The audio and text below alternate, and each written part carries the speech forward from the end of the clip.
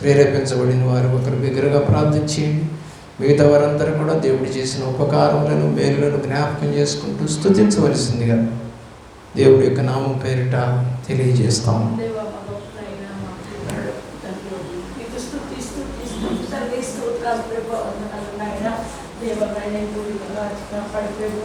నా తండ్రి 18వ తారీఖులో మమ్మల్ని ప్రవేశపెట్టారు తండ్రి. మీకు వందనాలు స్తోత్రాలు. మా కొరకు నా కొరకు ప్రాణం పెట్టిన దేవుడు ఆత్మకును తగు స్తుతి మహిమలు గల్గుగాక ఆదిని ఇప్పుడు నెల్లప్పుడు అయినట్లు యుగములను ఆమేన్. రండి ఉత్సాహించి పాడుదము రక్షణ దుర్గము మన ప్రభువే. దయగల తండ్రి, ఈ సమయంలో వాక్యమునకు సిద్ధపడకూడదు. ఆయన ప్రార్థన చేయటానికి సిద్ధపడుతున్నటువంటి బిడ్డను మీరు జ్ఞాపకం చేసి నీ ఆత్మతో అభిషేకించి కొద్ది ప్రార్థనతో నిన్ను ఘనపరుస్తూ ఉండగా అదే ఎంతో ఐశ్వర్యంగా మమ్మల్ని మారుస్తున్నందుకు నీకు స్తోత్రం. ఈ సమయంలో ఎస్తేర్ గారు వాక్య నిమిత్తం ప్రార్థన చేస్తారు.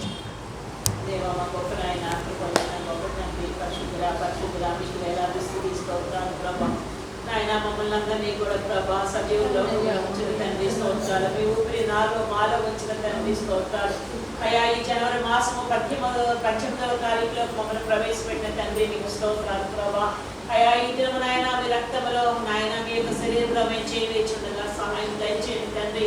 మమ్మల్ని మేము పరీక్షించుకొని నాయన అయా మేము పాలు పంపులు పొందే భాగ్యం దయచేయండి ప్రభా. అయా ఈ దినము నాయన మరి నాయన ఈ యొక్క విషయమై నీ బిడ్డ నిలవబడి ప్రభా మీ వాక్యాన్ని అందించుచుండగా ప్రభా నాయన తన నోటికి మీరు బూరగా ఉండండి ప్రభా. ఏ వర్తమానం అవసరమో ప్రభా అయ్యా మాకు అందించమని నడుచున్నాను ప్రభా. మీరు మాట్లాడండి తండ్రి. మాట్లాడే దేవుడు ప్రభా నాయన కృప చూపుతాను స్తోత్రం. నీ శక్తిని నీ బలాన్ని నాయన నీ బిడ్డకు అనుగ్రహించమని ప్రభా మీరే కృప చూపమని ఆది అంతమై ఉండమని అడుగుతున్నాను. విన్న నాయన ప్రతి బిడ్డ అయా వినగలిగిన చెవులు గ్రహించగలిగే హృదయం దయచేయండి ప్రభా. ఎవరి మీద కూడా నిద్రాత్మ లేక ప్రభా అయ్యా మీరున్నారనే భయంతో మీ వైపు చూసే కన్నులు దయచేయి తండ్రి ప్రభా. ఎవ్వరు కూడా అనాలోచితంగా ఉండనే ఉంది ప్రభా. మా మనసులో మీ మీద నిమగ్నమై ఉండే భాగ్యం దయచేయి ప్రభా. విజయం ఇస్తారని మీకు వందనాలు చెల్లిస్తూ మా కొరకు రామైన మా యేసు అతి పరిశుద్ధ నామమున కీర్తించుచున్నాము తండ్రి. ఆమేన్. దేవుని యొక్క మహాకృపను బట్టి మరొక దినములో మనల్ని నడిపించిన దేవాది దేవునికి కృతజ్ఞతాస్తుతులు చెల్లించుకుందాం. హల్లెలూయా. దేవుని నామానికి మహిమ కలుగును గాక. యోహాను రాసినటువంటి సువార్త పత్రిక, యోహాను రాసిన సువార్త 6వ అధ్యాయము 57వ వచనంలో జీవము గల తండ్రి నన్ను పంపెను గనక నేను తండ్రి మూలముగా జీవించుచున్నట్టే నన్ను తినువాడును నా మూలముగా జీవించును. అంటే దీన్ని తినని వారు జీవించరనే కదా, అర్థమవుతుందండి మీకు? దాన్ని తినువారు మాత్రమే జీవిస్తారు. అదేంటంటే మేము జీవించేమన్నాం కదా, నిజమే. ఈ జీవితకాలం నీకు ఎంతకాలం నీకు తెలియదు. దీని తర్వాత మరొక జీవితం ఉంది మనకి. ఆ జీవితాన్ని పొందుకోవడానికి వాటిని దేవుడు చెప్తా ఉన్నాడు. తాను స్వయంగా మాట్లాడుతున్నటువంటి మాటలు ఇవి. కాబట్టి ఆయన చెప్తున్నటువంటి మాటను గ్రహించండి. నేను తండ్రి మూలముగా జీవించుచున్నట్టే నన్ను తినువాడును నా మూలముగా జీవించు. కాబట్టి యేసు ప్రభువు వారి లోకానికి వచ్చి 33.5 సంవత్సరాలు బ్రతికి చనిపోయారు. చనిపోయాడా? చనిపోయాడు. కానీ జీవము కలిగినటువంటి దేవుడు తిరిగి లేచి జీవించుచున్నాడు అన్న ఒక పేరు ఆయనకి కలగజేశారు. అవును, ఆయన జీవించుచున్నాడు. అలాగే ఆయన తినువారిని కూడా జీవింపజేయాలని ఆశపడతా ఉన్నాడు ఆయన. మీకు ఎంత అర్థమవుతుందో నాకైతే తెలియదు. నువ్వు జీవించాలి అని అంటే ప్రభు యొక్క రక్తమును, ఆయన యొక్క శరీరమును నీవు భుజించాలి. ఒకవేళ నువ్వు దాన్ని భుజించటానికి ఇష్టపడకుండా ఉంటున్నావు అని అంటే, దేవుని ప్రేమిస్తున్న ప్రియ బిడ్డలారా, నీకు ఇంకా రెండవ జీవితం లేదు. రెండవ జీవితం ఇంక లేదు, ఆగిపోయింది. ఈ కాలము ఎంతకాలమో తెలియదు. హేరోదు 70 సంవత్సరాలు బతికాడు. 40వ సంవత్సరంలో తన భార్యను చంపేశాడు, కొడుకుని చంపేశాడు. పిల్లరా, మరి తన వాళ్ళనందరినీ చంపేసుకుంటూ వెళ్ళిపోయాడు 40వ సంవత్సరం నుంచి. ఎందుకని? తన రాజ్యానికి అడ్డొస్తున్నారు. చివరికి యేసు ప్రభు వారిని కూడా చంపాలని ప్రయత్నం చేసి 2 సంవత్సరాల లోపు ఉన్న పిల్లలందరినీ చంపించడానికి ప్రతిజ్ఞ చేసి చంపించేశాడు.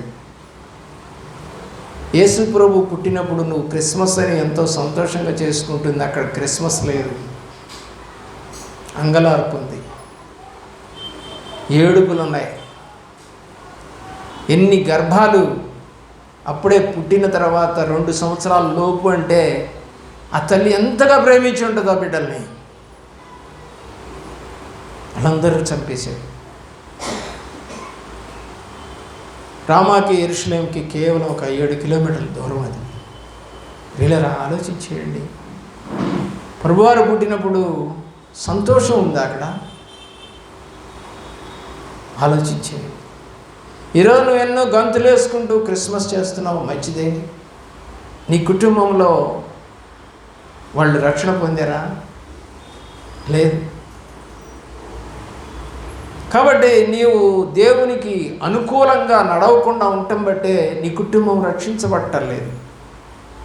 ఒక డాక్టర్గా చేస్తున్నటువంటి తండ్రి తన కూతురు డాక్టర్ కావాలని కోరుకుంటాడు. ఒక ఇంజనీర్గా చేస్తున్న వ్యక్తి నా కొడుకు ఇంజనీర్ కావాలని కోరుకుంటాడు. పిల్లరా, మరి దేవుడేం కోరుకుంటాడు?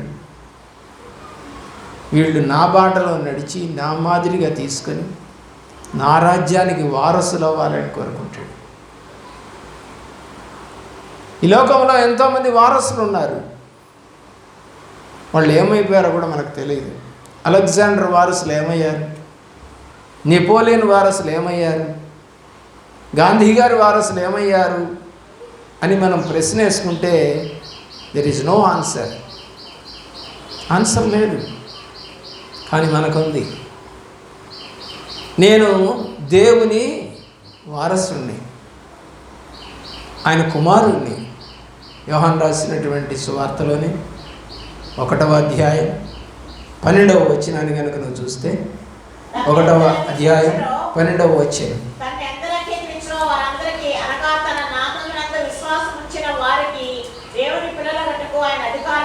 ఎవరు అవ్వటానికి దేవుడు అధికారం ఇస్తా ఉన్నాడు. ఈ యొక్క ఆహారాన్ని తినటం వల్ల చాలామంది అంటారు, మీ నాన్నగారి రక్తం తీసుకొని నువ్వు పుట్టావు కాబట్టి మీ తండ్రి గారి బ్లడ్ నీలో ప్రవహిస్తూ ఉంది, అందుకనే ఇంత ఫెరోషియస్గా ఉన్నావు అంటారు. ఫెరోషియస్గా ఉండాలంటే దేవుణ్ణి మనం ఎరిగి ఉండాలి. దేవుడు చెప్తా ఉన్నాడు నిర్గమకాండం 20వ అధ్యాయంలో, నేను రోషము గల దేవుడను, రోషం ఆయన బ్లడ్లో ఉంది. అవును, ఆయనే చెప్తున్నాడు. కాబట్టి ఇప్పుడు నా పిల్లలైతే మీరు కూడా రోషం కలిగిన వారు అవుతారు. దేని విషయంలో? పాపము విషయంలో, అపరాధము విషయంలో, వెనుతిరిగే విషయంలో, జారిపోయే విషయంలో, పడిపోయే విషయంలో రోషం కలిగి ఉంటాం. ఈ మధ్యనే ఒక సైనికుడిని నేను ఆ దేవుడికి నేను మొక్కను, నేను యేసు ప్రభువును అంగీకరించిన వాడు అన్నప్పుడు అతన్ని ఉద్యోగంలోంచి తీసేశారు. రోషము కలిగిన వాడు. ఉద్యోగం పైన పరలోక రాజ్యం పోకూడదు నాకు అనుకున్నాడు. అతనికి రావలసిన పెన్షన్ కానివ్వండి, డిఏలు ఏమి కూడా ఇవ్వలేదండి, అన్నీ ఆపేశారు. రీసెంట్గా జరిగింది, పోయిన సంవత్సరం. రోషం ఉండాలి. ఓ క్రైస్తవుడా, యేసు రక్తం తీసుకుంటూ నీవు రోషం లేకుండా బతుకుతున్నావంటే యేసును కాదు నువ్వు అంగీకరించింది, లోకాన్ని అంగీకరించింది, పాపాన్ని అంగీకరించావు, అందుకే నీకు రోషము లేదు. బైబిల్ సెలవిస్తూ ఉన్నటువంటి మాటలు మనం కనుక చూసినట్లయితే, దేవుని యొక్క ప్రేమలో ఈ యొక్క రక్తము ఎందుకు తీసుకోవాలి, తీసుకుంటే మనకి ఏమన్నా ప్రయోజనాలు ఉన్నాయా? ఈ మధ్య నాకు తెలిసినటువంటి ఒక అతనికి రక్త క్యాన్సర్ వచ్చింది. అంటే రక్తం అంతా ఏమైపోతుంది, పాడైపోతుంది. ఆ లోపల ఉన్న పురుగు ఆ రక్తాన్ని పాడు చేస్తూ ఉంటుంది. అలాగే ఇంకొక పురుగు కూడా ఉంది. ఆ పురుగు ఎయిడ్స్ రోగాన్ని కలుగజేస్తుంది. అది నువ్వు తింటున్నటువంటి ఆహారాన్ని తినేస్తూ ఉంటుంది. రక్తం పట్టనీయదు, బలం రానియదు. కొన్ని పురుగులు దేవుడు సృజించినట్టుగా బైబిల్ తెలియజేస్తూ ఉంది నిర్గమకాండంలో. ఆ 10 తెగుళ్ళు, రకరకాల పురుగులు, పేలు, ఈగలు, కప్పలు, ఏమండి ఆయన పంపించాడు. ఇదొక పురుగు, క్యాన్సర్ రావడానికి అదొక పురుగు. అయితే ఆ పురుగులకు మందు వేయాలి అని అంటే ఈ లోక సంబంధంగా పంటలకు ఏమైనా మందులేసి వాటిని పెంచుకోవచ్చేమో, కానీ నువ్వు ఎన్ని తిన్నా కొద్ది కాలమే బతుకుతావు, సంతృప్తిగా బతకవు, బలహీనంగా బతుకుతావు, సంతోషంగా బతకవు, దిగాలుగా బతుకుతావు కదా. మరి ఇప్పుడు ఆ వ్యక్తికి ఆ రక్తాన్ని తీసేసి మళ్ళా కొత్త రక్తాన్ని, యవ్వనస్తుల యొక్క రక్తాన్ని, ఆరోగ్యకరంగా ఉన్నటువంటి వారి యొక్క రక్తాన్ని వారికి ఎక్కిస్తారు. అప్పుడు మరలా కొంతకాలం బతుకుతారు. ఈ రక్తము తెలుసుకొని, పాపము అయిపోయింది, ఇది పాడైపోయిన రక్తం అని తెలుసుకొని డాక్టర్ దాన్ని మార్చాడు. నువ్వు కూడా ఇన్ టైంలో వెళ్ళగలిగావు, బతికావు. అంతకన్నా ప్రశస్తమైన రక్తం ఇది. ఈ రక్తము తినేవాడు చనిపోడు. ఈ రక్తము తినేవాడు నిత్య జీవం కలిగి ఉంటాడు, ఎప్పుడు బతికి ఉంటాడు. ఇక ఆ రక్తం ఎక్కించుకున్నటువంటి ఆ వ్యక్తికి మరలా రక్తం చెడిపోతుంది. పిల్లరా, నీలో ఉన్న కిడ్నీస్ పని చేయకపోయినా రక్తం చెడిపోతుంది. క్యాన్సర్ వచ్చినా రక్తం చెడిపోతుంది. ఎయిడ్స్ రోగం వచ్చినా నీ బాడీ అంతా చెడిపోతుంది. పిల్లరా, ఆలోచించి నా దేవుడు ఇచ్చారు ఈ రక్తము సమస్త వ్యాధులను, సమస్త రోగములను మాంచేటువంటి రక్తం, బలపరిచే రక్తం, జీవింపజేసే రక్తం, ఆయన కొరకు రోషముగా బతికించే రక్తం ఇది. పేతురు రాసినటువంటి మొదటి పత్రిక 18-19 వచనాలు. పితృపారంపర్యమైన మీ వ్యర్థ ప్రవర్తనను విడిచిపెట్టినట్లుగా వెండి బంగారముల వంటి క్షయ వస్తువుల చేత మీరు విమోచించబడలేదు, కానీ అమూల్యమైన రక్తము చేత, అనగా నిర్దోషమును నిష్కళంకమునకు గొర్రెపిల్ల వంటి క్రీస్తు రక్తము చేత విమోచించబడితిరని మీరు ఎరుగరా. ఎవరు విమోచిస్తారు? వెండి వస్తువుని మెరుగు పెట్టిస్తే మరికొన్నాళ్ళకి మళ్ళీ అది వన్నె తగ్గిపోతుంది. దగదగా మెరిసే బంగారానికి నువ్వు కొత్తదిగా వేసుకున్నప్పుడు మెరిస్తే కొన్నాళ్ళ తర్వాత దాని వెన్నె కూడా తగ్గుతుంది. నిజం. నువ్వు దేన్నైనా ఈ లోకంలో కొత్త గుడ్డలు వేసుకున్నావు, మెరుస్తూ ఉంటావు, కొన్నాళ్ళకి అది మాసిపోతుంది. యవ్వనంలో నీ ముఖం ఎంతో అందంగా ఉంటుంది, కానీ అది కూడా తగ్గిపోతుంది అవన్నీ. కానీ ఈ రక్తం నిన్ను విమోచిస్తుంది, బతికిస్తుంది, తప్పిస్తుంది, ఆయన రాజ్యానికి వారసునిగా చేసుకుంటుంది. అందుకు తీసుకోవాలి ఈ రక్తాన్ని. రోమీయులకు రాసిన పత్రిక 5వ అధ్యాయం 9వ వచనం. కాబట్టి ఆయన రక్తము వలన ఇప్పుడు నీతిమంతులుగా తీర్చబడి, ఈ రక్తం ఏం చేస్తాడ? నీతిమంతులుగా చేస్తాడు. అంటే ఇప్పటిదాకా నువ్వు అనీతిమంతురాలుగా అనీతిమంతులుగా నువ్వు ఉన్నావేమో, అబద్ధాలు ఆడుతున్నావేమో, మోసం చేస్తున్నావేమో, అన్యాయం చేస్తున్నావేమో, అక్రమం చేస్తున్నావేమో, పనికి మాలిన మాటలు మాట్లాడుతూ ఉన్నావేమో. కానీ రక్తం ఏం చేస్తాడా? నీతిమంతులుగా మారుస్తుంది. ఎంతమందికి నీతిమంతులుగా మారాలని ఆశ ఉందో వాళ్ళంతా ఈ రక్తం దగ్గరికి వస్తారు. ఒకవేళ అనీతిమంతులుగా నడుస్తున్నా సరి చేసుకోవడానికి వస్తారు, కడుక్కోవడానికి వస్తారు, ఒప్పుకోవడానికి వస్తారు. దేవుడు వాళ్ళని ఆదరించి కనికరిస్తాడు. యోహాను రాసిన మొదటి పత్రిక 1వ అధ్యాయం 7వ వచనం. అయితే ఆయన వెలుగులో ఉన్న ప్రకారము మనమును వెలుగులో నడిచిన ఎడల మనం అన్యోన్య సహవాసము గలవారమయ్యుందము. అప్పుడు ఆయన కుమారుడైన యేసు రక్తము ప్రతి పాపము నుండి మనలను పవిత్రులుగా చేయను. ఎవరితో సహవాసం చేస్తే పవిత్రత వస్తుంది? దొంగతో సహవాసం, తాగుబోతో సహవాసం, గంజాయి తాగేవాడితో సహవాసం. ఏమండి? కాదా? ఎవరి కేటగిరీని వాళ్ళు చూసుకుంటున్నారు ఈ లోకంలో. నాకు తగిన వాళ్ళు ఎవరు, నాతోటి ఇష్టం వచ్చినట్టుగా ఎకిలిగా, ఏమండి, ఏది మాట్లాడినా అబద్ధం, మోసం, బూతులు ఏవి మాట్లాడినా నవ్వుకునే బ్యాచ్ మనకు కావాలి. పోస్కోలు కబుర్లు చెప్పుకునే బ్యాచ్ కావాలి నీకు, కాదా? ఎవరి కేటగిరీ వాళ్ళు చూసుకోవట్లేదా? బార్లో ఎవరు ఉంటారు? మందు తాగే ప్రేమికులు ఉంటారు. సినిమా హాల్లో ఎవరు ఉంటారు? సినిమా యాక్టర్ని ప్రేమించే అభిమానులు ఉంటారు. మరి చర్చిలో ఎవరు ఉంటారు? దేవుణ్ణి ప్రేమించిన వారు ఉంటారు. హల్లెలూయా. దేవుని ప్రేమిస్తున్న ప్రేమికులారు ఏ కేటగిరీ వాళ్ళు ఆ కేటగిరీని చూసుకుంటారనేది వాస్తవం.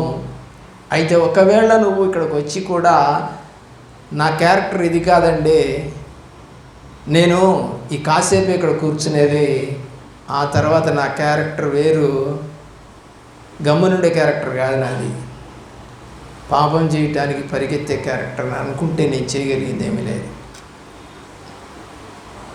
మారు మనసు పొందుటకు, రక్షణ పొందుటకు, కడుక్కొనుటకు, సమాధాన పట్టుటకు, బలహీనమైనటువంటి నీ యొక్క ఆత్మను బలపరుచుకొనుటకు ఈ రక్తం నీకు కావాలి. అందుకు తీసుకోవాలి ఈ రక్తాన్ని.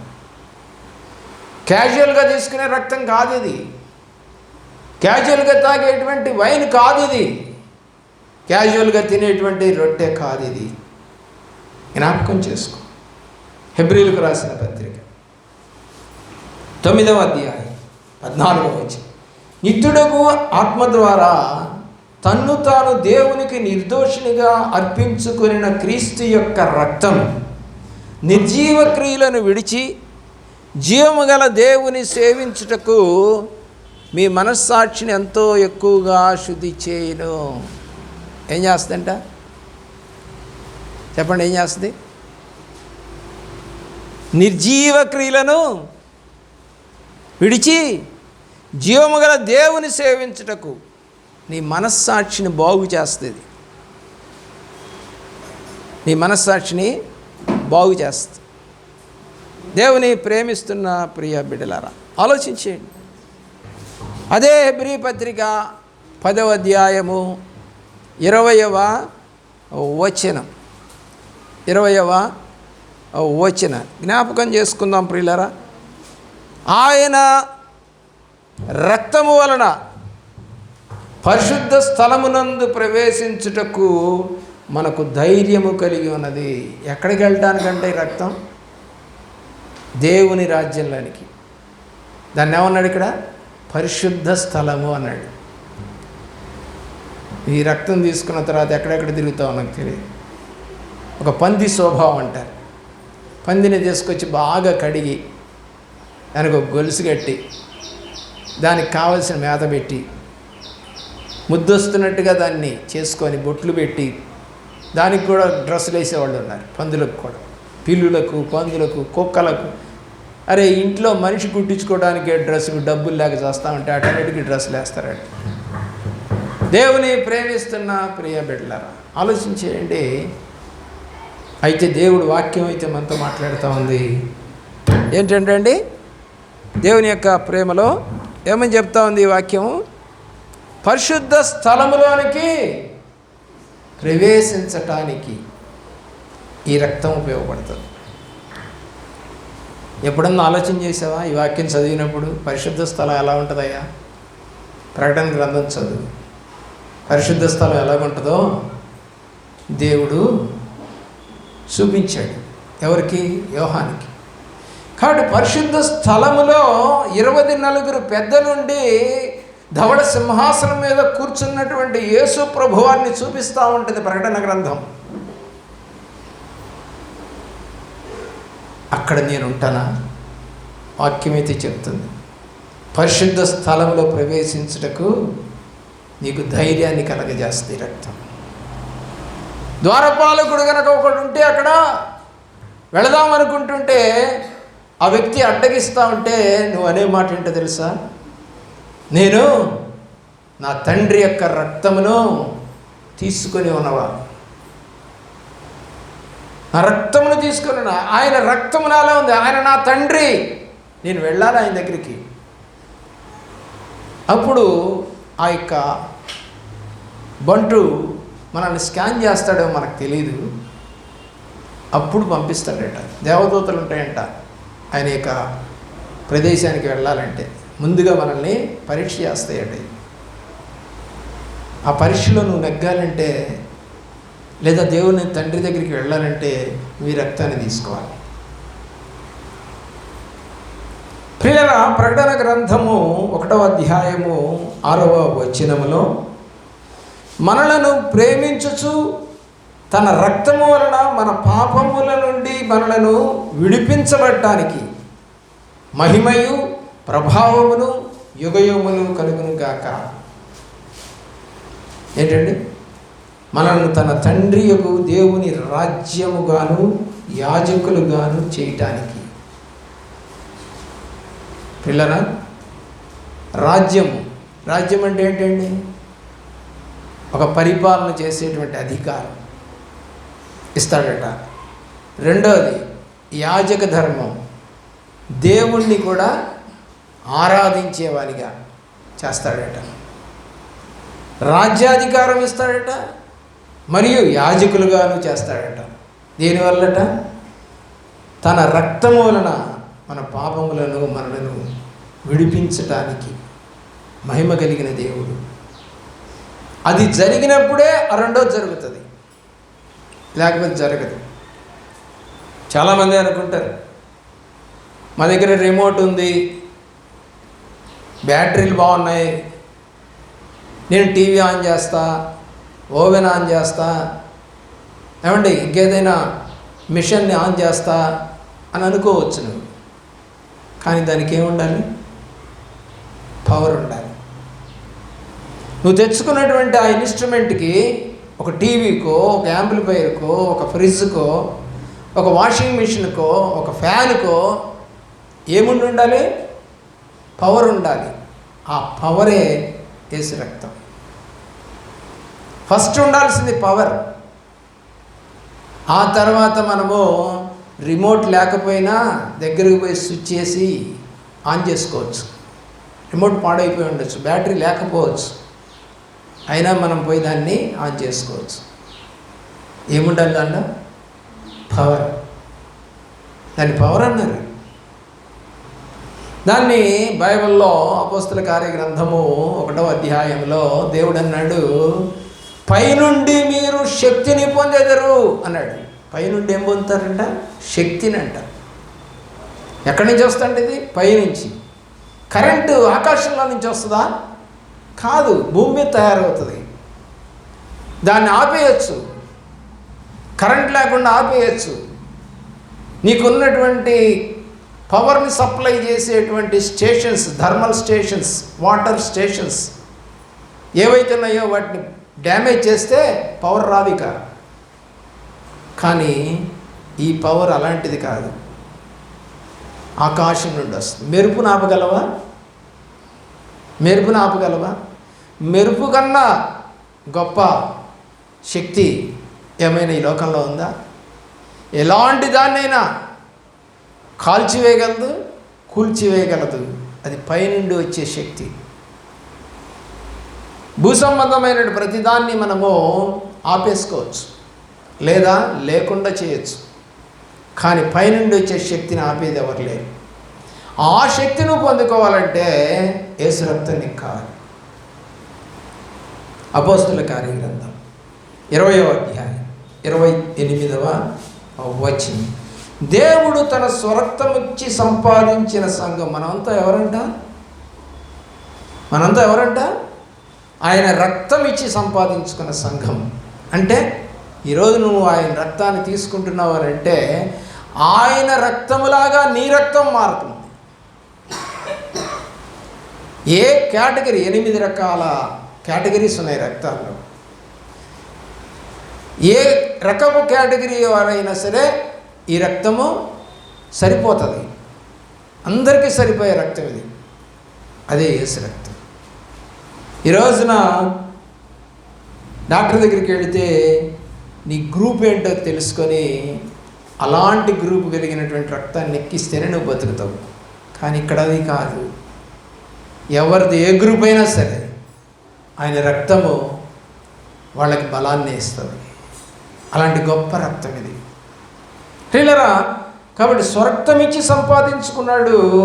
తన సంఘమును కాయుటకు పరిశుద్ధాత్మ మిమ్మును దేని యందు అధ్యక్షులుగా ఉంచెనో ఆ యావత్తు మందను గూర్చియు మీ మట్టుకు మిమ్మును గూర్చియు జాగ్రత్తగా ఉండండి. ఇష్టం వచ్చినట్టుగా చేయకండి. బల్లారాధన తీసుకొని జాగ్రత్త అన్నాడు. చివరి మాట, నువ్వు ఆయన బిడ్డవు, నువ్వు ఆయన సంఘానివి, నువ్వు ఆయన ప్రజలవు, నువ్వు ఆయన కుమార్తెవు, కుమారుడు. ఒక తండ్రి అంటా ఉన్నాడంట ఒక కుటుంబంలో ఎవరో వస్తే, ఏయ్ నా కూతురు అలాంటిది కాదు, నా కూతురు అలాంటి వేషాలేదు, నువ్వు ఎవరిని చూసి నా కూతురు అనుకున్నావో అని ధైర్యంగా మాట్లాడుతూ ఉన్నాడంటే తండ్రి. ఎంత ధైర్యం అండి! నా రక్తము పంచుకొని పుట్టిన బిడ్డ చేయదు పాపం, నా దేవుడు కూడా అలాగే అంటాడు. వీళ్ళంతా నా రక్తము తీసుకొని పెరుగుతున్న బిడ్డలు, పాపం చేయరు అని ధైర్యముగా ఆయన అనాలి అంటే మనం జాగ్రత్తగా ఉండాలి. అర్థమవుతుందండి? ఆయన అనాలి అంటే ఈ లోకంలో ప్రేమతో కొడుకు మీదో కూతురు మీద ప్రేమతో మా అబ్బాయి అట్లాంటి వాడు కాదు, మా అమ్మాయి అలాంటిది కాదని అనొచ్చేమో కానీ తండ్రికి తెలుసు, తల్లికి తెలుసు ఆ వ్యక్తి యొక్క క్యారెక్టర్ ఏంటో. కానీ లోకం కోసం సపోర్ట్, మా నాన్న సపోర్ట్ లేదు, మా అమ్మ సపోర్ట్ లేదు, నేను ఎందుకు బతకాలనుకునే వాళ్ళు కూడా ఉంటారు. అంటే పాపానికి సపోర్ట్ చేయాలా? పాపానికి సపోర్ట్ చేయకూడదు. తల్లిదండ్రులు చేస్తే ఏం పెరుగుద్దండి లోకంలో? దౌర్జన్యం పెరుగుతుంది, పాపం పెరుగుతుంది. అంటే పాపాన్ని ప్రోత్సహించకూడదు, పాపాన్ని ఖండించమని బైబిల్ చెప్తుంది తిమోతి గ్రంథంలో. దేవుని యొక్క ప్రేమలో ఈ రక్తం తీసుకుంటే నిజంగా ఖండిస్తావు. ఈ రక్తం నిజంగా నువ్వు దేవుడి రక్తం అని తీసుకోకపోతే నువ్వు ఖండించవు, నువ్వు అడ్జస్ట్ అవుతావు, లోకానికి అడ్జస్ట్ అయిపోతావు. చదవండి రోమాపత్రిక 12వ అధ్యాయం 1-2 వచనాలు. రోమాపత్రిక 12వ అధ్యాయం 1-2 వచనాలు.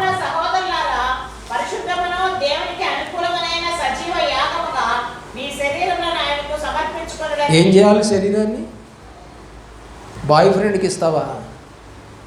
గర్ల్ ఫ్రెండ్కి ఇస్తావా? ఎవరికి ఇవ్వాలంట? నీ శరీరాన్ని సజీవ యాగముగా ఆయనకి సమర్పించుకోండి. కింద ఇంకొక మాట ఉంది, ఈ లోక మర్యాదను. చాలు. ఏ మర్యాదను అనుసరించకూడదు? బంధువులు, స్నేహితులు, డబ్బున్న వాళ్ళు, యాజకుడు తప్పు చేస్తే అనకూడదా? బిలాము తప్పు చేస్తే అనలేదా దేవుడు? విశ్వాసులైనటువంటి అననీయ సప్పీరాలు తప్పు చేస్తే అనలేదా దేవుడు? ఏమండి, పేతురు వాళ్ళని గద్దించలేదా? ఆలోచించి. ఏ మర్యాదను అనుసరించకూడదు? లోక మర్యాదను అనుసరించబాకు. ఏం కావాలి? సజీవ యాగం అయిపో. హెన్రీ అనేటువంటి ఒక దైవ సేవకుడిని, మిషనరీ సేవకుడిని ఇంగ్లాండ్ దేశంలో యేసు ప్రభువుని గురించి నువ్వు ప్రకటించకూడదు అని చెప్పినప్పుడు, నేను ఆయన ప్రకటించకుండా ఉండలేను, నువ్వేం చేసినా అన్నాడు. అధికారం వాళ్ళదండి. తీసుకెళ్ళి కట్టెలు పేర్చి, ఏమండి, ఒక కొయ్యను ఏర్పాటు చేసి, సిలువ కాదు అది, కొయ్య, ఒక కర్రను ఏర్పాటు చేసి, ఒక పెద్ద లావు కర్రను ఏర్పాటు చేసి ఆ గుంజకి ఆయన కట్టేసి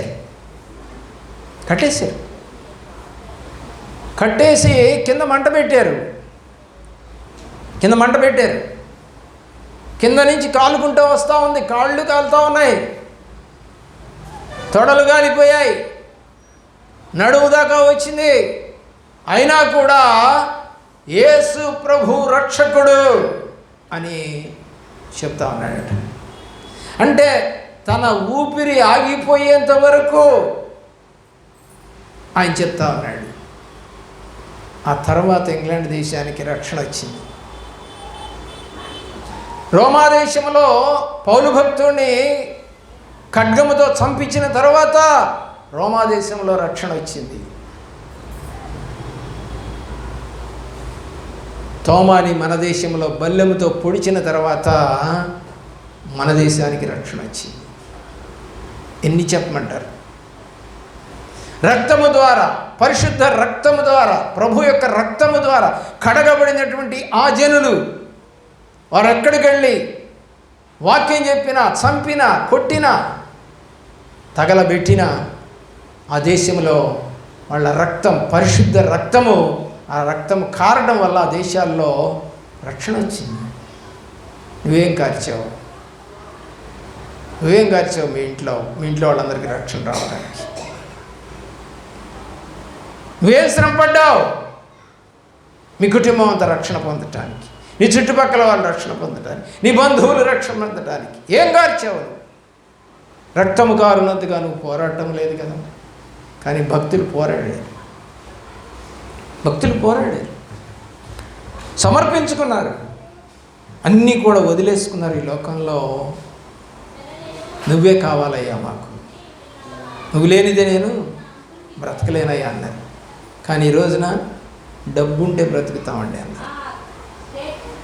అడుక్కునేవాడికి ఏ డబ్బులు ఉన్నాయి చెప్పండి? అడుక్కునేవాడికి ఏ డబ్బులు ఉన్నాయి? బతుకుతున్నాడా లేదా? బతుకుతున్నాడు. వాడికి సెల్ ఫోన్ అవసరమా? వాడికి టీవీ అవసరమా? వాడికి మంచి డ్రెస్ అవసరమా? మంచి కాస్ట్యూమ్స్ అవసరమా? మంచి సెంటు, మంచి వాచీలు, మంచి నగలు, మంచి ఉంగరాలు అవసరం వాడికి? పల్లెటూరులోకి వెళ్ళి చూడండి, చాలామందికి ఇవేమీ ఉండవు. అలాగే మీ ఇంట్లోకి కూలీలకు వస్తూ ఉంటారు. రాళ్ళు ఎత్తేవాళ్ళు, మట్టి తవ్వేవాళ్ళు, ఇసుక మోసేవాళ్ళు, బొచ్చెలు ఎత్తేవాళ్ళు. వాళ్ళకి ఏముందండి? వెలగల వస్త్రములు ఉన్నాయా? ఉంగరాలు పెట్టుకొని పని చేస్తున్నారా? మంచి మంచి వెలగల బూట్లు వేసుకుంటున్నారా? బతుకుతున్నారా? ఎన్నో ఒక తల్లి వచ్చింది మా ఇంటికి. ఆ యొక్క మట్టి మోసే అమ్మాయి వచ్చి మధ్యాహ్నం మేము ఇంటికి వెళ్ళిన తర్వాత ఆ అమ్మాయి వచ్చి అడుగుతూ ఉంది, అమ్మా కాస్త కూర ఉంటే పెట్టమ్మా అడుగుతూ ఉంది. ఎస్, వాళ్ళకి ఏమీ లేదు కానీ బతుకుతారు. మనకన్నీ ఉన్నా ఇదొద్దు ఇదొద్దు ఇదొద్దు అని గీరాలు పోతాం మనం. నువ్వు అంట్లు తోమే వ్యక్తివైనా నీ కొడుకు కూతురు నువ్వు వండింది తినరు, చే అంటారు. నువ్వు దేవుళ్ళు సరిగా ఎదగల, ఎదిగితే ఆ పిల్లలు అట్లా అనరు. మనం సరిగా ఎదగనప్పుడు మన పిల్లలు ఎలాగుంటారు? ఉండరు. యథా రాజ తథా ప్రజ. టీచరు, మిస్సు, మాస్టరు మంచివాడిగా ప్రవర్తిస్తూ మంచి జ్ఞానాన్ని బోధిస్తూ ఉంటే పిల్లలు ప్రేమిస్తారు. కానీ లోకానికి బానిసలని చెప్పి రాశాడు ఇప్పుడు చదివిన వాక్యంలో. దేనికంట ఏమని రాశాడు? లోక మర్యాద. ఇక్కడ కూర్చున్న మీరే కాదు, ఈ వాక్యం వింటున్న ఎవరైనా 99.9% లోక మర్యాదనే అనుసరిస్తారు. అందుకే నేను చాలామందికి నచ్చను. ఇది వాస్తవం. ప్రభువారు కూడా అందుకే నచ్చలా. శాస్త్రులకి పరిచయులకి ఆయన నచ్చలా, శిష్యులకి ప్రజలకి నచ్చలా. ఎందుకంటే వాళ్ళు లోక మర్యాదను అనుసరించలేదు. లోకము దాని క్రియలను ఆయన అసహించుకున్నాడు. యోహాను రాసిన సువార్తలో అంటాడన్నమాట, మిమ్మల్ని కూడా అసహించుకుంటారు, ఎందుకంటే దాని క్రియలు నేను చెడ్డవని అన్నాను కాబట్టి, నన్ను అనుసరించి మీరు నడుస్తున్నారు కాబట్టి మిమ్మల్ని కూడా అంటారు అన్నాడు. వాస్తవం ఇది. ప్రియులరా, ఈ రక్తం తీసుకుంటున్నారు కానీ చాలామంది తగినట్టుగా నడుచుకోవట్లేదు. వాళ్ళ బిహేవియర్ ఏమి చేంజ్ అవ్వట్లేదు, వాళ్ళ యాటిట్యూడ్స్ ఏమి చేంజ్ అవ్వటం లేదు, వాళ్ళ యొక్క తలంపులు ఏమి చేంజ్ అవ్వటం లేదు. సేమ్ యాజ్ ఓల్డ్ 2025 2025లో మేము ఎలా ప్రవర్తించామో అంతే 2026లో కూడా మా ప్రవర్తనలో ఏ మార్పు లేదు. క్యాలెండర్ మాత్రమే మారింది. హృదయం మారలేదు, తలంపులు మారలేదు, ఆలోచనలు మారలేదు, నడక మారలేదు, దేవునికి ఇష్టంగా బ్రతకడం మారలేదు. ప్రియులరా, మొదటి తేదీన చర్చికి వెళ్ళాలనుకొని సిద్ధపడుతూ ఉన్నాడంట భర్త గారు. అయితే భార్య అంటుందంట, నీకు చెప్పానా నేను? నువ్వేమన్నావు నిన్న? మ్యాచింగ్ గాజులు, మ్యాచింగ్ చెప్పులు తెస్తానన్నావా? చెప్పాను కదా నీకు ఏ చీర కట్టుకుంటున్నానన్నాను. కాబట్టి నువ్వు తేలేదు కాబట్టి నేను రాను. నాకు మ్యాచింగ్ గాజులు, మ్యాచింగ్ చెప్పల్స్, మ్యాచింగ్ వాచి స్ట్రాఫ్లు ఉంటాయి కదా, అదే కలర్ స్ట్రాఫ్ నాకు ఉంటేనే నేను వస్తాను. అదేంటే దేవుణ్ణి ప్రేమించడానికి వెళుతున్నాం మనం, ఇవన్నీ దేవుడు చూస్తాడా అని అడిగితే అయ్యంతా నాకు తెలియదు. ఏ మర్యాద? లోక మర్యాద. ఏ మర్యాద అండి? లోక మర్యాద. లోక మర్యాదను అనుసరించే వాళ్ళే, ఆ లోక మర్యాదను ప్రేమించేటువంటి సేవకులు, విశ్వాసులే ఒకటవుతారు. దాన్ని ఖండించేటువంటి వారిని ప్రేమించరు. ఇది వాస్తవం. విన్నైనా అనుకో. మత్తయి ఎఫ్సి పత్రిక 1వ అధ్యాయము 7వ వచనం, దేవుని కృపా మహదైశ్వర్యమును బట్టి ఆ ప్రియుని యందు ఆయన రక్తము వలన మనకు విమోచనము, అనగా మన అపరాధములకు క్షమాపణ మనకు కలిగి ఉన్నది. దేనికి? రక్తం. ఆ రక్తం వలన విమోచన, మన అపరాధములకు క్షమాపణ. పిల్లరా, ఆలోచించి దేవుని యొక్క ప్రేమ నీలో ఎంత ఉందో నాకు తెలియదు. మనం దేని గురించి ఎక్కువగా ఆలోచన చేస్తే అవే మాటలు బయటకు వస్తాయి. నువ్వు దేవుడి గురించి ఆలోచన చేసావనుకో, ప్రతి క్షణం దేవుడి మాటలు గుర్తుకొస్తాయి. డబ్బుల గురించి ఆలోచన చేసావనుకో, డబ్బు ఇలాగా సంపాదించాలి, ఎక్కడ దొరుకుద్ది, ఎలా చేయాలి, ఆ మాటలు వస్తాయి. నగల గురించి ఆలోచన చేస్తే అవి, వస్త్రాల గురించి ఆలోచన చేస్తే అవి, ఆహారాల గురించి ఆలోచన చేస్తే అవే వస్తాయి. నీకు తెలియదా, కొత్త కొత్త రెస్టారెంట్లు వచ్చేసాయి, వస్తాయి. కొత్త కొత్త షాపింగ్ మాల్స్ వచ్చేసాయి. కొత్త కొత్తగా రక్షణ పొందిన వారు ఎవరో తెలుసాక నీకు? ఎంతమంది సిద్ధపడి దేవుడి రాజ్యానికి సిద్ధపడ్డారో నీకు తెలుసా? కొత్త కొత్త వాళ్ళు ఎంతమంది వచ్చారు? కానీ అవన్నీ గుర్తుపెట్టుకుంటాం, కానీ దేవుడిని గుర్తుపెట్టుకో. ప్రకటన గ్రంథము 5వ అధ్యాయము 9వ వచనం. 5వ అధ్యాయము 9వ వచనం. ఆ పెద్దలు, నీవు ఆ గ్రంథమును తీసుకొని దాని ముద్రలను విప్పుటకు యోగ్యుడవు, నీవు వధింపబడిన వాడవై నీ రక్తమిచ్చి ప్రతి వంశములోనూ, ఆయా భాషలు మాట్లాడు వారిలోనూ, ప్రతి ప్రజలోనూ, ప్రతి జనములోనూ దేవుని కొరకు మనుషులను కొను. దేన్నంటండి? ఆయన రక్తముతో కొనాలంట. నీలో దేవుడి యొక్క బ్లడ్ ఉంటే మరొక వ్యక్తిలోనికి కూడా ఈ బ్లడ్ తీసుకునేటట్టుగా నువ్వు ప్రయత్నం చేస్తావు. నీ ఆలోచన ఉంటుంది, నేను ఈ రక్తాన్ని తీసుకొని ఇంత క్షేమముగా, ఇంత ఆదరణగా, ఇంత తోడుగా నేనున్నాను, నువ్వు కూడా రా, ఈ రక్తం తీసుకో. ఏమంటున్నాడు? దేవుని కొరకు మనుషులను కొనమంటున్నాడు. దేని ద్వారా? రక్తం ద్వారా.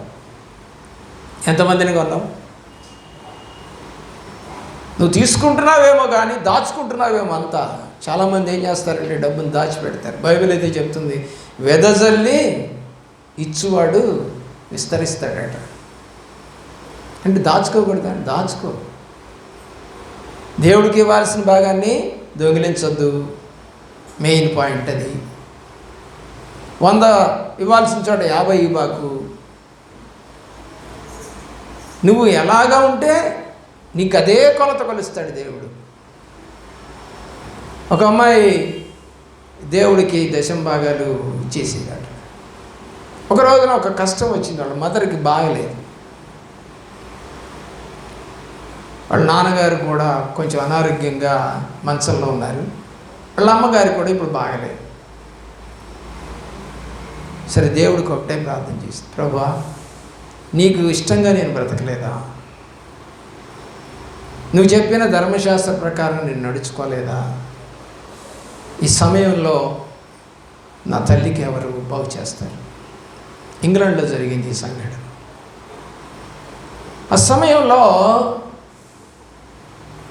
ఒక డాక్టర్ గారు ఒక వీధిలో నుంచి వెళుతూ ఉన్న సందర్భం అది. వర్షం బాగా తీవ్రంగా ఉంది. వెహికల్ నడుపుకునేటువంటి స్థితిలో లేదు కారు. సరే, అతను అనుకున్నాడంట లోపల కూర్చుంటే ఉక్కిపోతామని. మరి బయటకు వచ్చి ఒక షెల్టర్ లాగా ఉంటే, ఒక ఇంటి ముందు ఒక వసారా లాగా ఉంటే అక్కడికి వచ్చి నించున్నాడట. తలుపు తట్టాడట. తలుపు తడిసి ఉన్నాడు అతను. తలుపు తట్టేసరికి ఆ తల్లి తలుపు తీసిందట. అమ్మాయి తలుపు తీస్తే ఆయనకి సపరేట్ చేసి కాఫీ ఇచ్చింది. కొంచెం హాట్ ప్లేస్లో పెట్టింది, తుడుచుకోవడానికి టవల్ ఇచ్చి. సరే, ఆ అమ్మాయి దిగాలుగా ఉంటుంది గమనించాడంట అతను. ఏంటమ్మా అంత దిగాలుగా ఉన్నావు, ఏం తల్లి అని అడిగాడు. అడిగితే అందంట, అయ్యా, ఇది పరిస్థితి, మా నాన్నగారు మా అమ్మగారి పరిస్థితి. అయితే నా దగ్గర అంత డబ్బు లేదు, నేను చేయలేను. సరే, కాసేపు ఉండే, అమ్మ నేను చూడొచ్చా మీ అమ్మగారిని అన్నాడు. వైనాట్ చూడండి. గదిలోకి తీసుకెళ్ళి ముక్కుతూ మూలుగుతూ అప్పటికే కూతుర్ని పిలుస్తూ ఉంది. అమ్మా, ఎక్కడున్నా అమ్మా, మరి అమ్మ నా పక్కన కూర్చోమ్మా అంటున్నట్టు తల్లి. చూసాడు. చూసి ఆయన, అమ్మా, మీ అమ్మని నేను బాగు చేస్తాను అన్నమాట. ఈయన అంత డబ్బు అని అడిగిందంట. ఏం వద్దమ్మా డబ్బు, నేను బాగు చేస్తాను. ఆయన క్యాన్సర్ స్పెషలిస్ట్. ఆ వర్షం తగ్గిన తర్వాత తన వాళ్ళని పంపి వాళ్ళ అమ్మని హాస్పిటల్కి తీసుకొచ్చి ఆమెకి బాగు చేయించి కొన్ని లక్షల రూపాయలు. ఫారిన్ కంట్రీస్లో మనకున్నంత తేలిగ్గా ఉండదు. నువ్వు మెడికల్ షాప్లోకి పోయి మెడిసిన్ తీసుకోవడానికి వీల్లేదు. ఫారిన్లో డాక్టర్ ప్రిస్క్రిప్షన్ ఉంటేనే నీకు మెడిసిన్ ఇస్తారు. అక్కడ డాక్టర్ని చూపించుకున్న తర్వాతే మెడిసిన్ తీసుకోవాలి. చాలా కాస్ట్లీ. అలాంటి కాస్ట్లీ కంట్రీలో ఇలాంటి కాస్ట్లీ రోగం వస్తే అలాంటి కాస్ట్లీ డాక్టర్ గారు ఆమెకి ఏం చేశారు? ఫ్రీగా చేశారు. దేవుని ప్రేమించిన ప్రియులరా, ఆయన అన్నాడంట, అమ్మా నీవు ప్రేమిస్తున్నటువంటి నీ దేవుడు, నమ్మకంగా నువ్వు ఆరాధిస్తున్నటువంటి నీ దేవుడు మీ అమ్మని కాపాడాడు. నువ్వెప్పుడు దేవుడి దగ్గర మోసం చేయలేదు, దొంగిలించలేదు, దాచుకోలేదు. నీకు వచ్చిన ప్రతి రూపాయల నుంచి 10% దేవుడికి ఇచ్చావు. కానీ ఎప్పుడు నేను ఇచ్చానయ్యా, నాకు సహాయం చేయమని అడగలేదు నువ్వు. కానీ దేవుడు ఈ రోజున నీకు సహాయం చేయటానికి నన్ను పంపాడమ్మా. నేను కూడా ఆగి మీ ఇంటి దగ్గర ఎందుకు ఆగానంటే అది దేవుని కృప అని చెప్పాడంట. నమ్మకమైన వారికి మెండైన దీవెనలు. నేను కూడా నా ఉద్యోగ ధర్మంలో కొత్తగా రక్షణ పొందిన దినాల్లో నా భార్య అనేది, ఏమండి దేవుడికి ఇవ్వాల్సిన భాగం తీసి ముందల ఆయనకి ఇచ్చిన తర్వాతే ఉన్నా లేకపోయినా ఎందుకు నేను ఒప్పుకున్నానో తెలియదు. అప్పటికి రక్షణ లేదు నాకు, అయినా కూడా రక్షణ లేకపోయినా 10% ఇచ్చాం. కానీ ఈరోజున నీవు రక్షణ పొంది కూడా వాక్యాన్ని వింటూ కూడా నువ్వు దేవుడి రక్తంలో కడగబడ్డావని అనుకుంటూ కూడా తీసుకుంటూ కూడా అన్యాయమే చేస్తున్నావా? అన్యాయం చేయవాడికి అన్యాయమే జరుగుతుందట. అవునండి. ప్రకటన గ్రంథము 22వ అధ్యాయంలో నువ్వు ఎలాగా చేస్తూ బ్రతుకుతున్నావో,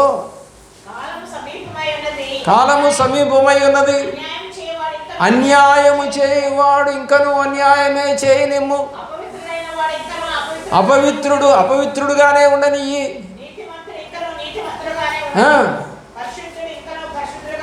ఇద్దరు తప్పుడు వాళ్ళ గురించి, ఇద్దరు మంచి వాళ్ళ గురించి రాశాడు అక్కడ. ఏమొస్తున్నాడు? దేవుడు వస్తున్నాడట. వాళ్ళు ఎలా చేశారో వాళ్ళ క్రియల చొప్పున ఒక్కొక్కడికి ఏం చేస్తారండి? తప్పు చేసిన వాడిని తీసుకెళ్ళి న్యాయస్థానంలో కూర్చోబెట్టి జైలు శిక్ష వేసి జరిమానా కట్టిస్తారు. నీతిగా నడిచిన వాడిని, నువ్వు మంచిగా నడిచావు, నీ మీద అనవసరంగా అభియోగాలు చేశారని విడుదల చేస్తారు. పెనాల్టీ కడతాడా? ఫీజు కడతాడా? ఏం కట్టడు. నిర్దోషి అని తేలిన తర్వాత. కాబట్టి ఎవరి రక్తం తీసుకుంటున్నాం? నిర్దోషమైన రక్తం. నిర్దోషమైన రక్తం. దేవుని కృపా మహదైశ్వర్యంను బట్టి ఆయన రక్తం వలన మనకి విమోచన, క్షమాపణ. మత్తయి సువార్త 26:28 దేవుడు చెప్తా అన్నాడు, ఇది నా రక్తము అనగా పాప క్షమాపణ నిమిత్తము అనేకుల కొరకు చిందించబడుతున్న నిబంధన. ఎవరి కోసం ఏంటండి? అనేకుల కొరకు. నీ కుటుంబంలో రక్షణ పొందిన వారు లెక్కే. వీళ్ళందరి గురించి మాట్లాడితే అనేకులు అవుతారు వాళ్ళు. నువ్వు నేను కలిస్తే మనం కలిస్తే జనం కలిస్తే మహాసమూహం కాదా? నువ్వు నేను కలిసినప్పుడు బయట వాళ్ళతో ఏమంటాం? మేము అంటావు, మనం వెళ్దాం అంటావు. మనం కలిసాం, ఇంకొక ఇద్దరు కలిశారు, ఏమవుతారండి? జనం ఏమవుతారు? మహాజనం అయిపోతారు. అలాంటి జనం కావాలి ఆయనకి. అర్థమవుతుందా నీకు? ఆలోచించే ఒకసారి. అంటున్నాడు అనేకుల కొరకు చిందింపబడుతున్న రక్తం. అప్పుడప్పుడు మిగిలిపోతూ ఉంటుంది రక్తం. అప్పుడు నేను మీతో మాట్లాడుతూ ఉంటాను, అమ్మా ఆ మిగిలిపోయిన రక్తం మీరు తీసుకుంటున్నారు మంచిదే, కానీ ఏమని చెప్పి తీసుకోవాలో నీకు తెలుసా? ఎందుకు తీసుకుంటున్నావో నీకు తెలుసా? ఎందుకు తీసుకుంటున్నావు మిగిలిపోయింది? నా కొడుకు రక్షణ పొందలేదు ప్రభా, ఇది నా కొడుకు తీసుకోవాల్సింది. నా భర్త రక్షణ పొందలేదు ప్రభా, నా భర్త తీసుకోవాల్సింది. నా కూతురు రక్షణ పొందలేదు ప్రభా, నా కూతురు తీసుకోవాల్సింది అని చెప్పి తీసుకోవాలి. ఎందుకంటే ఆ రక్తం ఇక నువ్వు తీసుకోకూడదు, నీ పిల్లలు తీసుకోవాలి, నీ భర్త తీసుకోవాలి, నీ భార్య తీసుకోవాలి. ప్రార్థనలు లేవు ఈ రోజున, ప్రార్థనలు లేవు. పైన సరదాగా తిరుగుతూ సరదాగా వెళ్ళిపోతూ ఆ రక్తం కింద పడుతున్నా, ఆ రొట్టె కింద పడుతున్నా లెక్కలేదు. అసలు పవిత్రమైనదని అనుకో. హిందువులు చూడండి, పవిత్రంగా తీసుకుంటారు, దాన్ని కింద పడేస్తారా ప్రసాదాన్ని, తీర్థాన్ని. కానీ నిర్లక్ష్యం ఈ రోజున. అన్ని జనులకు ఉన్నటువంటి నిరీక్షణ నీకు లేదు. ప్రభు అయితే చెప్తానండి, ఇలా తీర్థం కాపాడుద్దో లేదో నాకు తెలియదు, కానీ రక్తం అయితే కాపాడుద్ది. ప్రసాదం కాపాడుద్దో లేదో నాకు తెలియదు, కానీ రొట్టె అయితే కాపాడుతుంది. హెబ్రీ పత్రిక 5:7 చదవండి. హెబ్రీ పత్రిక 5వ అధ్యాయం 7వ వచనము త్వరగా.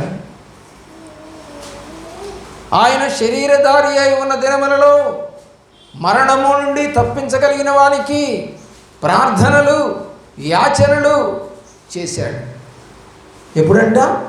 శరీరధారిగా ఉన్నప్పుడు. మరి నువ్వు కూడా శరీరధారివేగా, ఇప్పుడు ఇంకా మరణం చెందలేదుగా. శరీరధారి అయిన దినములలో మహారోదనముతోనూ కన్నీళ్లతోనూ తన్ను మరణము నుండి రక్షింపగల వారికి ప్రార్థనలను యాచనలను సమర్పించి భయభక్తులు కలిగి ఉన్నందున ఆయన అంగీకరింప. దేవుడు తండ్రి కుమారుని అంగీకరించాలన్నా కూడా ఆయన ఏం చేయాలంట? ఇక్కడికి వచ్చి ప్రార్థనలు యాచనలు మహారోదన. అసలు కన్నీటిే రావు నీకు, పశ్చాత్తాపమే రాదు నీకు, వణుకుతున్న గద్గద స్వరమే లేదు ప్రభువులో. ఎలా అంగీకరిస్తాడు? ఆలోచించి. పేతురు రాసిన మొదటి పత్రిక 2వ అధ్యాయం 24వ వచనం. మనము పాపముల విషయమై చనిపోయి నీతి విషయమై జీవించినట్లు ఆయన తానే తన శరీరమందు మన పాపములను మ్రాను మీద మోసుకొనిను. ఆయన పొందిన గాయముల చేత మనము స్వస్థత. గాయాల నుంచి ఏమొస్తుంది? రక్తం. ఎవరికైనా సరే గాయం తగిలితే వచ్చేది రక్తమే. ఆ గాయముల రక్తం ద్వారా మనకు స్వస్థత. మార్కు సువార్త 14వ అధ్యాయము 24వ వచనాన్ని చూసినట్లయితే, అప్పుడు ఆయన, ఇది నిబంధన విషయమైన అనేకుల కొరకు చిందింపబడుచున్నటువంటి నా రక్తము. ఆయన చెప్పిన మాటలు ఇవన్నీ అనేకుల కొరకు. కానీ ఇంకా అనేక మంది తీసుకోకుండానే ఉన్నారనేది వాస్తవం. యెషయా గ్రంథం 53వ అధ్యాయం 5వ వచనం. యెషయా గ్రంథం 53:5. మన అతిక్రమ క్రియలను బట్టి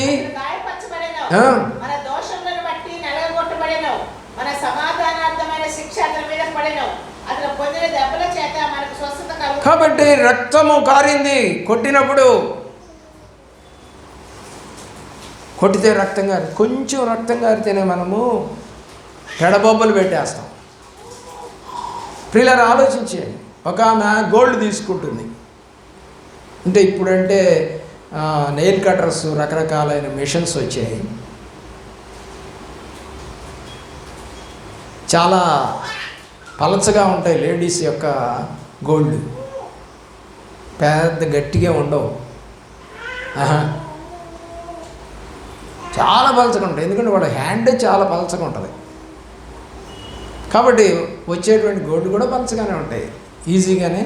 కొంతమంది నోటితోనే పీకేస్తూ ఉంటారు, చాలా ఈజీగా ఉంటాయి.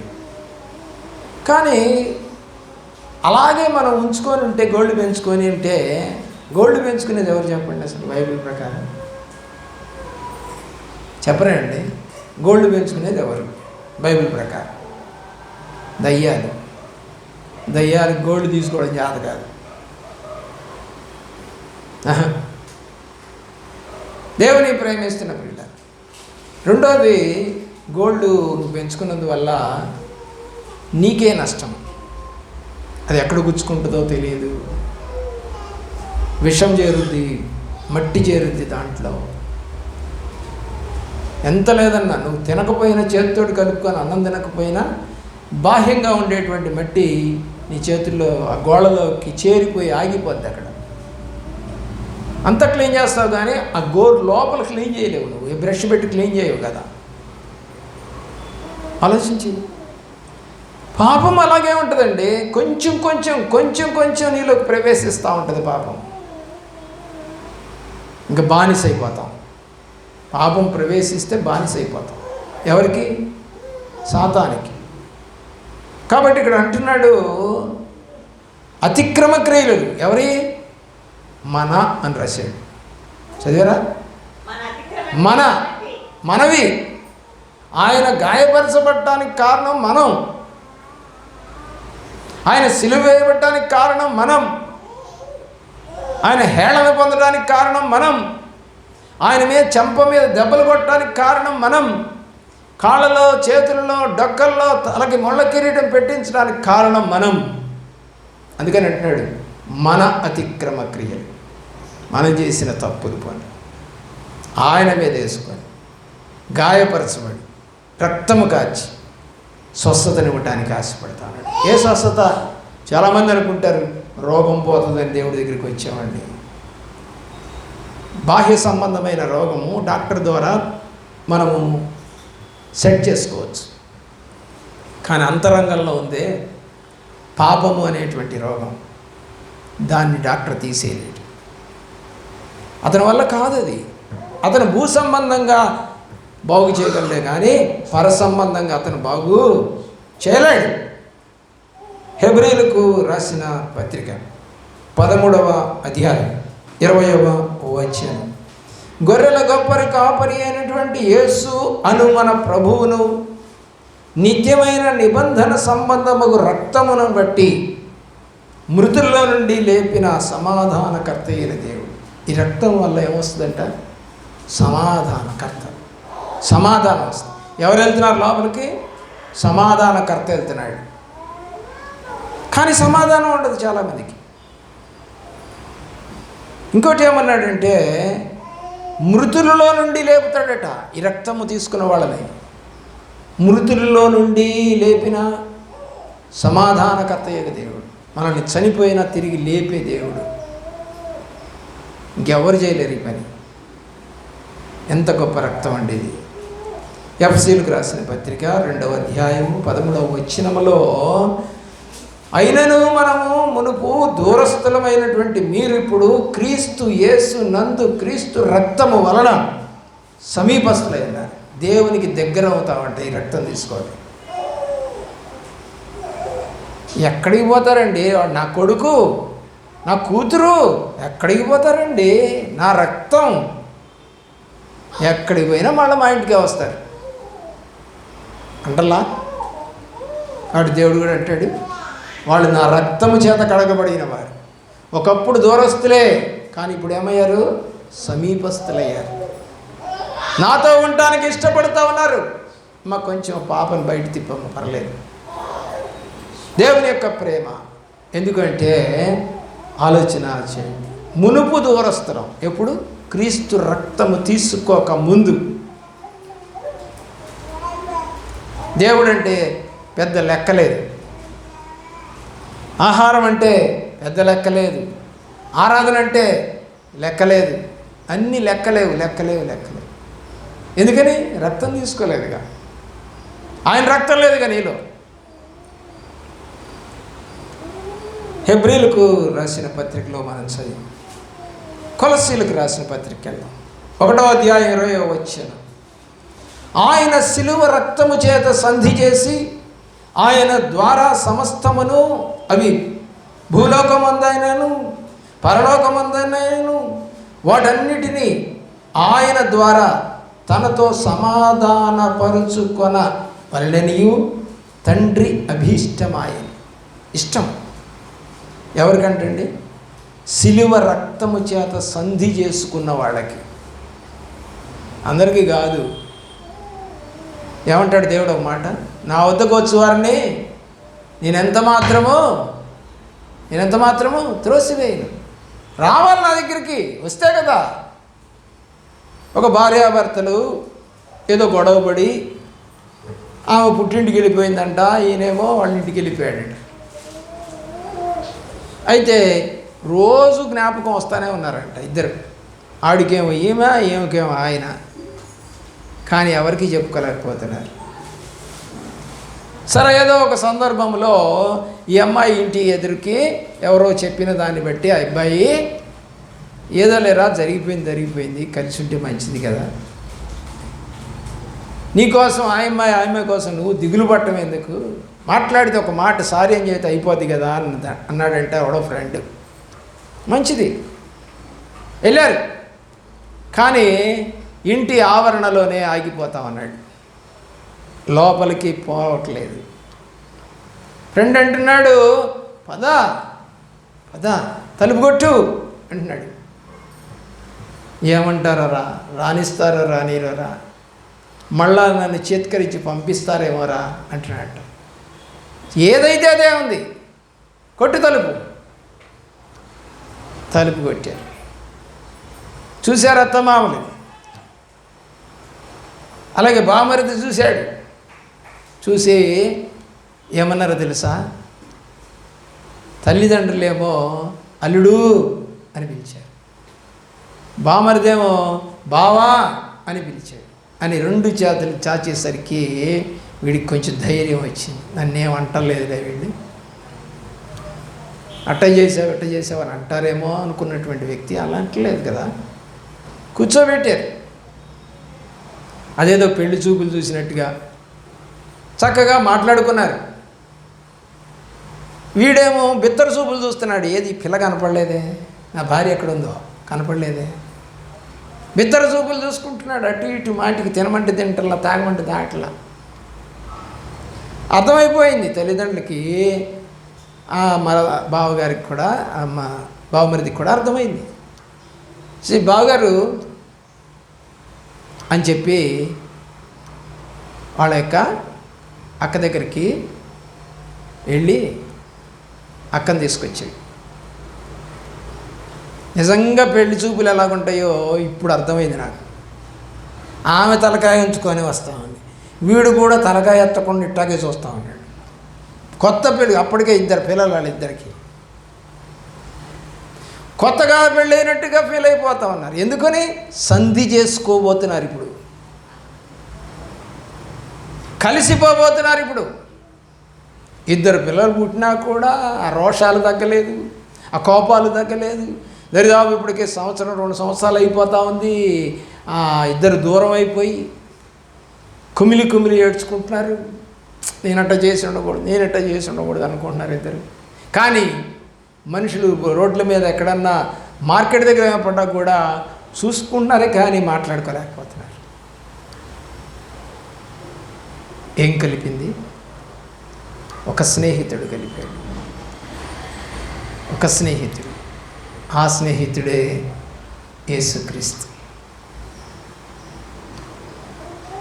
ఆ స్నేహితుడు, అలాంటి స్నేహితుడు నీకు కావాలి. అప్పుడు నీకు సంధి ఏర్పడుతుంది.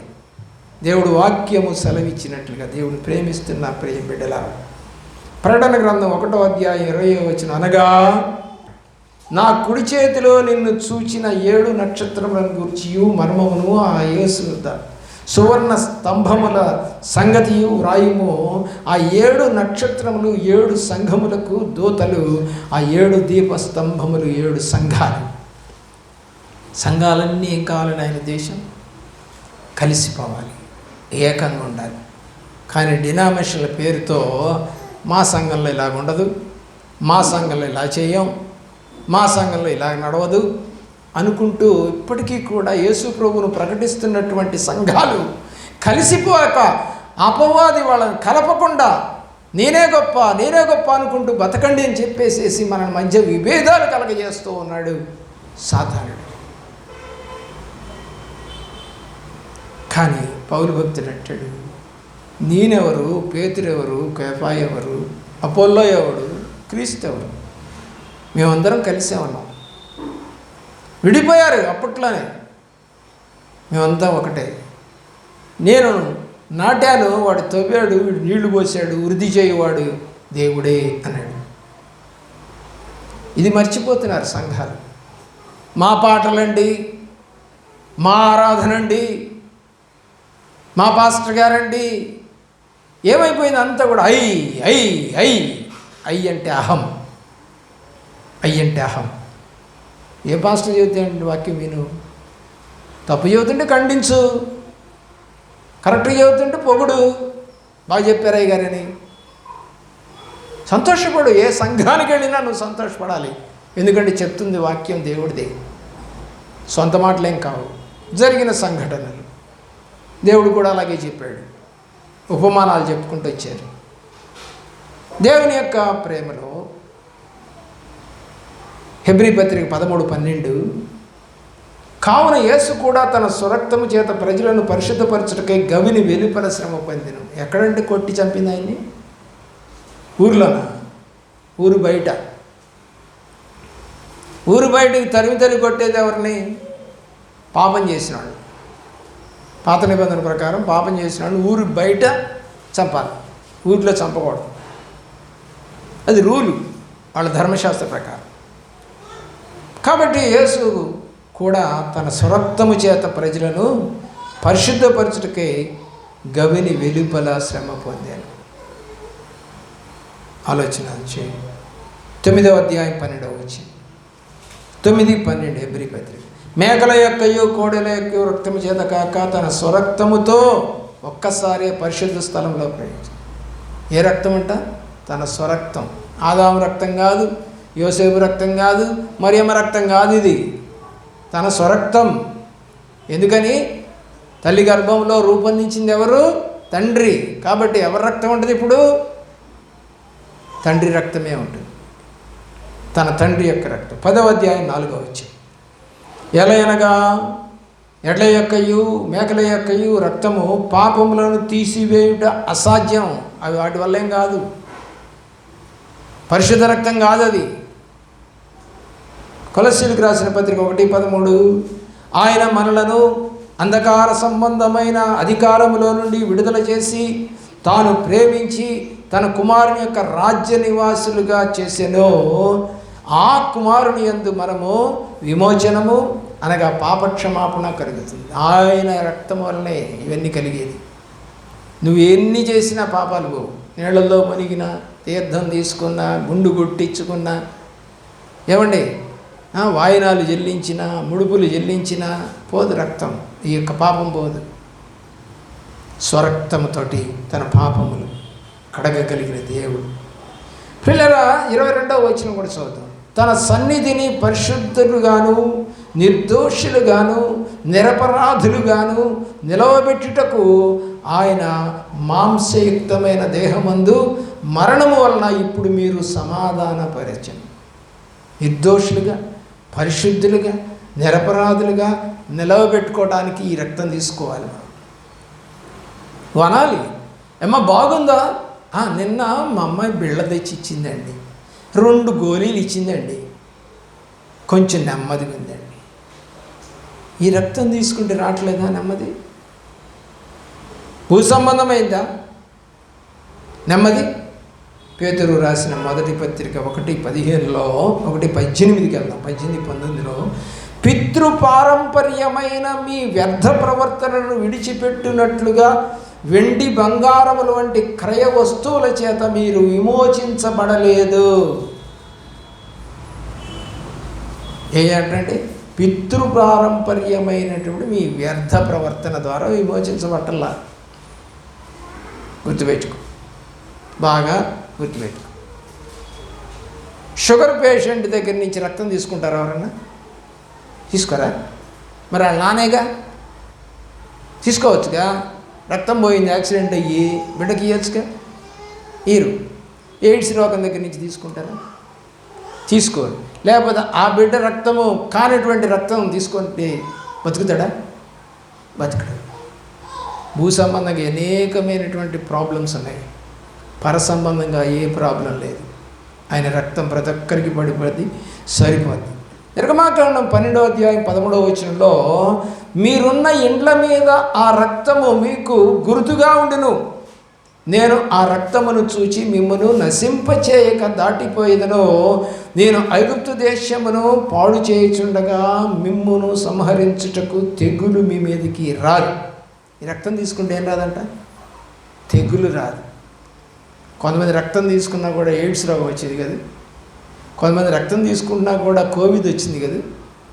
రాదని చెప్తుంది వాక్యం,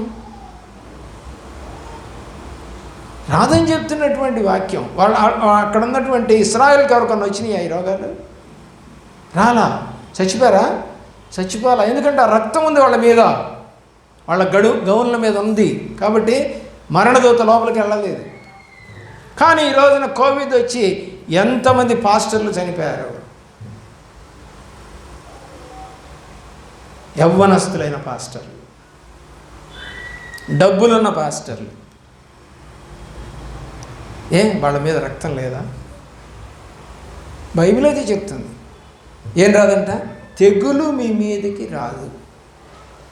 90వ కీర్తనలో కూడా మాట ఉంటుంది, ఏ తెగులు నీ గుడారము సమీపించు. ఇది మొదటి వచనం ఏముంటుంది? నా దాగు చోటు నువ్వు నా దగ్గర దాక్కోవాలి. నువ్వు ఎక్కడో దాక్కుంటే కుదరదు. నా దగ్గర దాక్కుంటే రాకుండా అది. బాగానే ఫ్రీగానే తిరుగుతున్నారు ఐగుప్తులో ఇశ్రాయేలీలు. కానీ ఒక్క నైట్ మాత్రం మీరు బయట తిరగబాకండి. ఒక్క నైట్ బయట తిరగబాకండి. ఒకవేళ ఆయన ఆజ్ఞను కాకుండా ఎవడైనా బయటకు వస్తే చచ్చిపోతాడు వాడు కూడా. ఆజ్ఞను మీరలేదు వాళ్ళు. జాగ్రత్తగా భయంతో వణుకుతో ప్రభువును హత్తుకొని, ఇది ఇశ్రాయేలీయులు అయితే ఈ పక్కన ఐగుప్తీయులు, ఈ పక్కన ఐగుప్తీయులు, ఆ ఎదురు ఐగుప్తీయులు, ఆ పక్కన మళ్ళా ఇశ్రాయేలీయులు. ప్రియులారా, ఇశ్రాయేలీయులలోనేమో సంతోషము, భయము కనపడతా ఉంది. ఐగుప్తీయులలో ఏం కనపడతా ఉంది? రోదనం కనపడతా ఉంది, ఏడుపు కనపడతా ఉంది. ఎంత గొప్ప దేవుడే! అపాయమును తప్పించే దేవుడు, కనికరం చూపే దేవుడు, తెగులు రాకుండా కాపాడే దేవుడు, సంధి చేసే దేవుడు, సమాధానం ఇచ్చే దేవుడు, తన రాజ్యంలోనికి వారసులుగా చేసుకోవడానికి తీసుకోమని చెప్తున్నటువంటి రక్తం దేవుని యొక్క ప్రేమలో. కాబట్టి రక్తము గురించి మనం చాలా విషయాలు చెప్పుకోవచ్చు. పిల్లలు ఒక మాట చెప్పి నేను ముగిస్తాను. మత్తయి సువార్త 7:7 చదువుకుందాం. అడుగుడి, వెతుకుడి, తట్టుడి. 3 మాటలు రాశారు అక్కడ. ఏం చేయాలి? అడగండి దేవుని యొక్క ప్రేమలో, రెండవది వెతకండి, మూడవది తట్టండి. దాన్ని ఇంగ్లీష్లో ఏమంటాం చెప్పండి? అడుగుడి, ఆస్క్, అందరికీ తెలిసింది. వెతుకుడి, సీక్. మూడవది తట్టుడి, నాక్, ASK. పిల్లరా, అడగండి, వెతకండి, తట్టండి. ఏం అడగాలి? నగలు, నాణ్యాలు, వస్త్రాలు, మంచి భర్త, మంచి ఇల్లు, మంచి కారు, మంచి హౌస్, ఇలాంటివా బైబిల్లో చెప్పింది? అవి అడగమన్నాడా? చాలామంది మాటలు చెప్పి చాలామంది అలా అడుగుతున్నట్టుగా నేను చూస్తూ ఉన్నాను. అది మంచి పద్ధతి కాదు. చూడండి ఒక మాట, లూకాసు వార్త 11:13 చదవండి. ఏం అడగాలో రాశాడు. లూకాసు వార్త 11వ అధ్యాయం 13వ వచనం. త్వరగా తెరవండి. లూకాసు వార్త 11:13. సరే, దేవుని యొక్క ప్రేమలో పరిశుద్ధాత్మను అడగమని రాశాడు. రెండవది వెతకాలి. ఏమి వెతకాలి? యెషయా గ్రంథము 55:6లో దేవుడు దొరుకు సమయంలో దేవుడిని వెతకాలి. అలాగే మూడోది తట్టమని కోరుతామన్నాడు. ప్రకటన గ్రంథం 3వ అధ్యాయం 20వ వచనంలో నేను తలుపు వద్ద నుండి తడుతున్నానో, ఎవరైతే తలుపు తీస్తారో వారితో కలిసి నేను భోంచేస్తాను. ప్రియులారా, మత్తయి సువార్త 25:11లో కూడా మనం దేవుడి యొక్క రాజ్యపు తలుపు తట్టాలి. అది లేదా వేస్ట్. ఆదికాండం 4వ అధ్యాయం 10వ వచనంలో తమ్ముడైనటువంటి హేబేలు యొక్క రక్తము దేవుడి దగ్గర మొరపెడతా ఉందంట. డాడీ, నన్ను మా అన్న చంపేశాడు, మొరపెడుతుందంట రక్తం. ప్రకటన గ్రంథం 7వ అధ్యాయం 14వ వచనంలో రక్తములో మన పాపములను ఉతుక్కోవాలి అని రాశారు. చేస్తావా? నమ్ముతావా? అనుసరిస్తావా? దాక్కుంటావా? కడుక్కుంటావా? అడుగుతావా? వెతుకుతావా? ఆలోచించి దేవుడు కార్యాలు నీలో, నీ కుటుంబంలో, నీ జీవితంలో దేవుడు చేసి జరిగించి కృప పొందిన వ్యక్తులుగా మిమ్మలను దేవుడు తన రాజ్యమునకు వారసులుగా చేసుకొనుగాక. ఆమేన్. మోకరించండి.